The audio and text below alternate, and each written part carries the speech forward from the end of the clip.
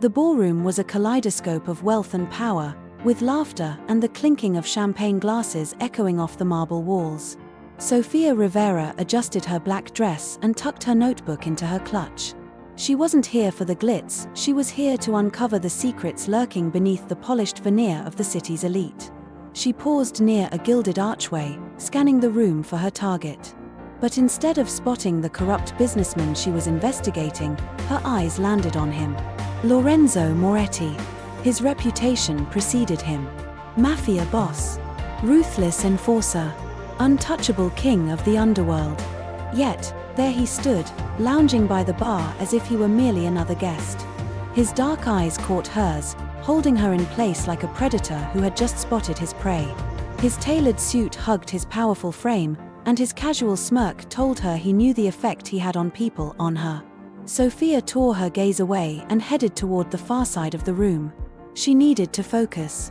But then, like a shadow, he was suddenly there, blocking her path.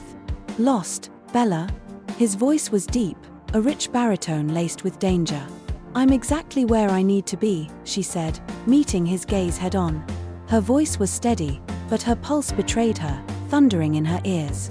Lorenzo's smirk deepened, his eyes flickering with amusement. Brave. I like that.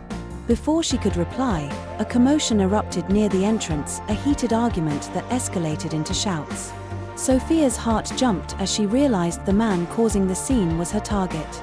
But before she could move, Lorenzo grabbed her wrist, pulling her to the side.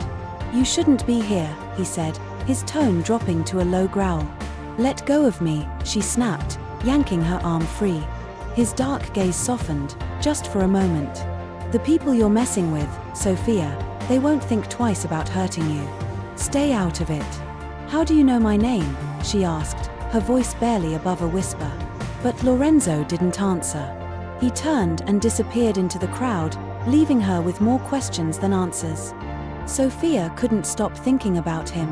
As much as she hated to admit it, Lorenzo's warning had unsettled her.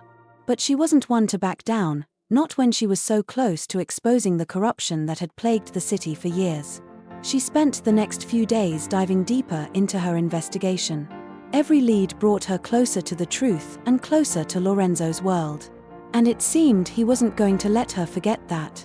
The first bouquet arrived on her doorstep the morning after the gala. Dark red roses, the petals almost black at the edges. No card. The second bouquet came the next day, accompanied by a single note. Be careful, Bella. The wolves are circling. Sofia crumpled the note, frustration bubbling to the surface. Who did he think he was? She wasn't some damsel in distress. She could take care of herself. But her resolve faltered when she saw him again, sitting at a corner table in her favorite cafe. Lorenzo didn't acknowledge her right away, letting her feel his presence before he finally looked up, his eyes locking onto hers like a magnet. You've been busy, he said, his voice as smooth as silk. You're following me now, she shot back, sliding into the seat across from him. I'm protecting you. Sofia laughed, a sharp, humorless sound. Protecting me? From what? Or should I say, from whom? Lorenzo's expression darkened, and for the first time, she saw a flicker of something, vulnerability. Regret. It was gone in an instant. From yourself, mostly. You're digging where you shouldn't, Sofia. And people are starting to notice. She leaned forward, her voice a whisper. Maybe they should be scared of me. It happened 3 days later. Sofia was walking home late at night, her mind preoccupied with the puzzle pieces of her investigation, when a black car pulled up beside her. Before she could react, 2 men stepped out, their faces cold and unyielding. You've been asking too many questions, one of them said, grabbing her arm. Sofia fought back, but they overpowered her, shoving her into the car. Her heart pounded as the city lights blurred outside the window. She didn't know where they were taking her, but she knew it wasn't anywhere good. The warehouse was cold and empty, the silence oppressive. Sofia's wrists were bound, and the men's low voices echoed from the other room. She tried to stay calm, but fear clawed at her throat. And then, like a thunderstorm, Lorenzo arrived.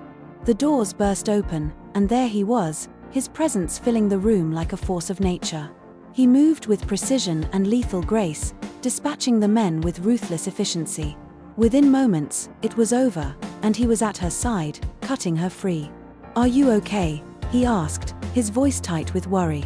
Sophia nodded, her hands trembling as she reached for him. "You came for me."